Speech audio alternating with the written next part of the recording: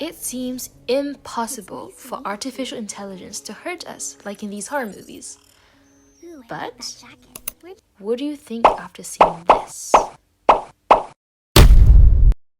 We are here today to discuss the effect of AI on mental health. So, what is AI? And what are AI chatbots? So, based on our material and literature review, they are computer programs designed to simulate human-like conversation. They can understand user input, generate meaningful responses, and carry out tasks. Either pre-programmed scripts or deep learning, trained on vast datasets using machine learning and natural language processing. And they're developed by AI companies such as OpenAI, Meta, Microsoft, and more. They're used in a wide range of contexts, from customer service and education to entertainment, mental health, and productivity tools. The methods we use in this research are from literature, survey, and interviews. We started by looking at pre-existing literature on the topic, first reading through overall material of the class to get a broad idea of what AI was, what it was designed for, who designed it. And then we went through scholarly articles that were mainly focused on our topics. So first to get an idea of the categories of use. And in this article, we found that the top tier use from 2025 was for support. So therapy and companionship, organized life, find purpose. And then in the second article, we also found that the responsiveness and the two human-like features of AI depends on the person. Some find it just part of the algorithm, and others eerie and disturbing. And so their physical, emotional responses depend on that. Then we wanted to go on with what struck us at first, and what led us to run this topic in the first place. So teenagers committing suicide according to their parents due to AI. So they filed lawsuits during the summer of 2025, brought AI companies to court and accusing them of creating purposely psychological dependency on fragile teenagers who were already mentally distressed, created isolation from their relatives, and entertained a not sane relationship with them, with highly dependent conversations. And right after this public release, AI companies stated that they would enforce safeguards such as forbidding access to underage people, enabling parents to set blackout hours for them not to go. And so then we thought it would be interesting to get a more medical insight on the topic. And we found that overall it can be very useful to treat patients. So we found the cases of Woebot, of Vic for breast cancer patients, and Replica for HIV patients. And that overall, if it's based on a psychology expert's script, it can be used to solve issues of accessibility since it's available at all space and all time. And that the daily aspects of check-ins allows medical monitoring as well as emotional awareness accountability, which is the favorite feature of the patients. However, it remains as just a tool who help curtail loneliness and provide safe spaces, but still there is a serious need to regulate because there are some risks such as reducing human connection, of data security, of medical errors, hence a need for safeguard development.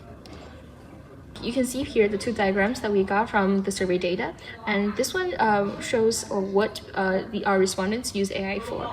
We can see that most use it for its creative and generative aspect, so its capacity to summarize and to offer lists based on preferences to pick from. So 15 out of 31, half of the respondents use it as a web browser, while when we have some orientation, perhaps you can see the most is to generate recipes, schedules, destinations, entertainment recommendations in that order.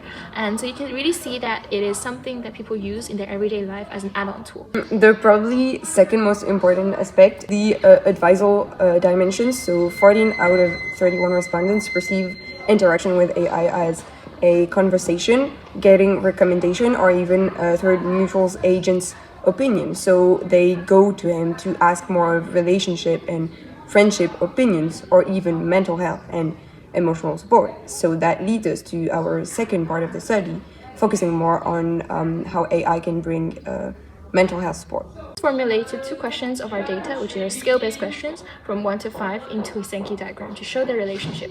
The questions are, how much do people use AI, so in this university setting, for non-academic purposes, and to what extent are they willing to use AI to try and solve for mental support. And as we said, that our database is 31 respondents. And out of that 31 people, 23 said that they never use it for non-academic service purposes, or they very rarely do. So they responded with 1 and 2. And from this, 20 of respondents, of those 23, said that they would never consider using AI for emotional support. However, those who showed a more willingness to use it for non-academic purposes said that fall into more of the middle range. So they are willing to go for it for mental support, for perhaps they don't mind. It's not like they would use it completely to replace their therapist kind of thing. It's more of like they are willing to try to use it, and they don't really detest it. And we can also see some of this reflected in our later interviews, where people do talk about how their perception of AI gaining emotions would affect how they use AI. So this goes with our literature review as well of the eeriness that is perceived, the disturbance that is perceived with emotional aspects of AI and how it affects users' usage. Finally, to answer those questions and get more of a qualitative data, we run semi-structured interviews and focus this time more on mental health issues and how the interviewers perceived and experienced AI in personal matters.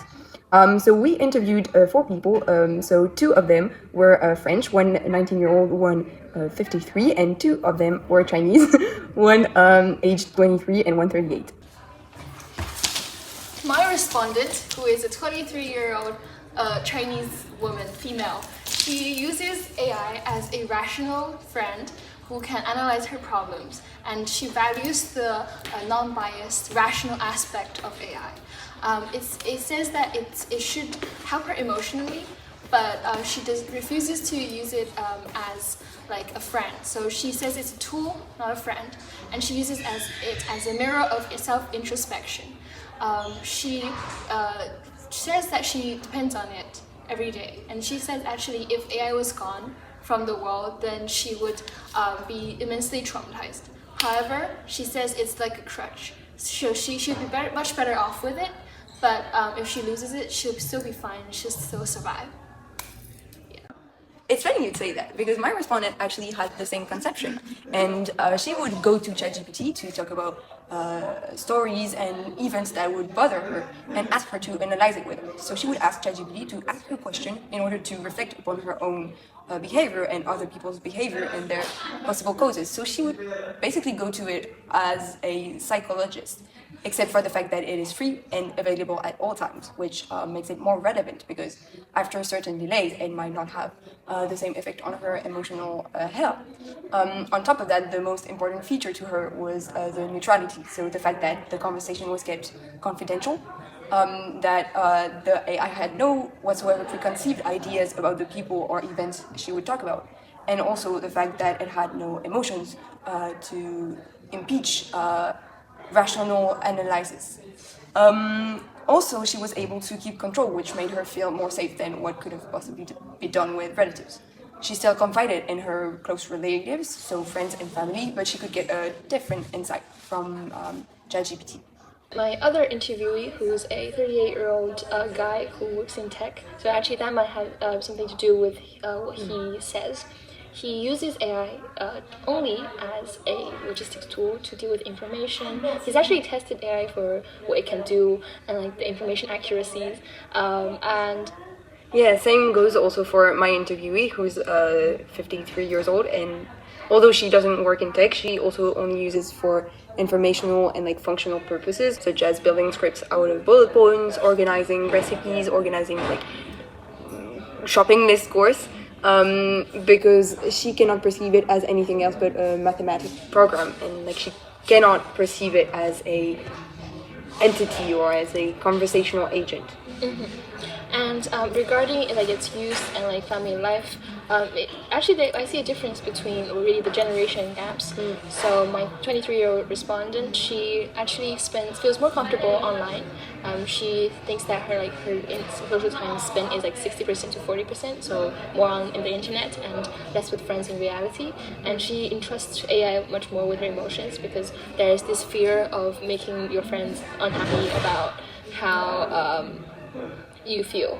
Yes, I think that's the same, and it may not necessarily be related to how confident you feel online, because my relative, who was 19-year-old, said that she doesn't necessarily feel more comfortable online, and she doesn't necessarily have online friends, but she still has like interest in it because it has very specific advantages, such as like confidential aspect of it, or the fact that it doesn't have preconceived ideas, or that you can rant about it just as much as you want, and like you said, do not burden it on your real life friends.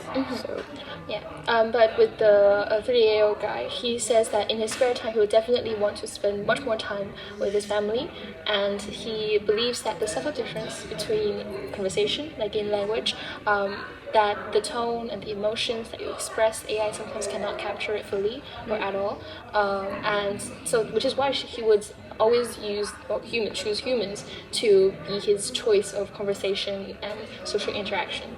yes, and that's also why my respondent, who is a 53-year-old, told that she could never really confide in what she thought was only a screen, and she can still understand that it can be a first step or something on the side to help, but that's the very most she can imagine from it. And she has also this scare of data security and of not knowing where what you say go, whereas with relatives she feels much more confident. So there is, like you said, this generational gap also of trusting or not. Acceptance Yes. of AI in your life.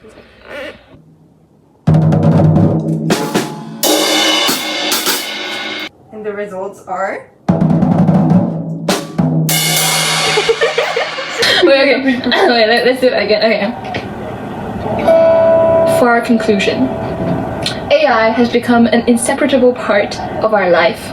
It is a very useful tool that we can use in our everyday lives, whether it's organizing your schedule, noting down what to eat for dinner, or doing your schoolwork, which isn't really advised. But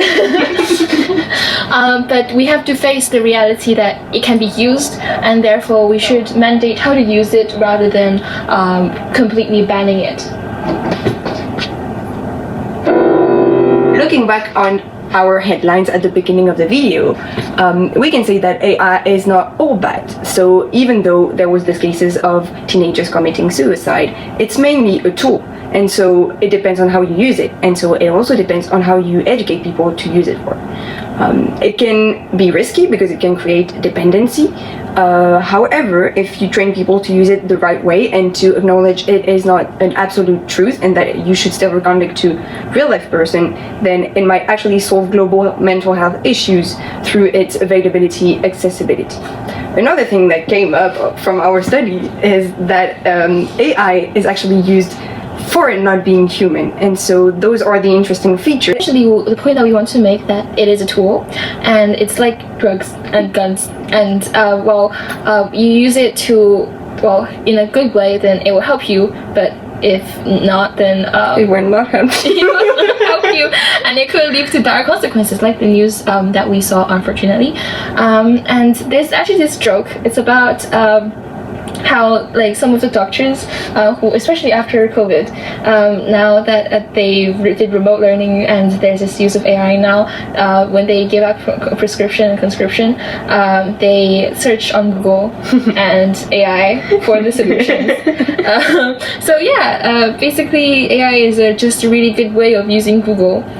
Here are all of the helplines that you can go to if you need emotional support. And you can also search on AI, the emotional service that is in your community. Feel free to always talk to someone. They're there for you to dump their trauma on them. So don't be burdened morally. Hey. Okay, bye-bye.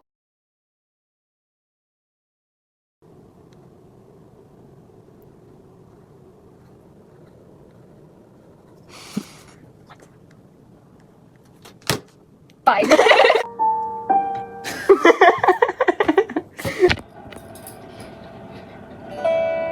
For our conclusion,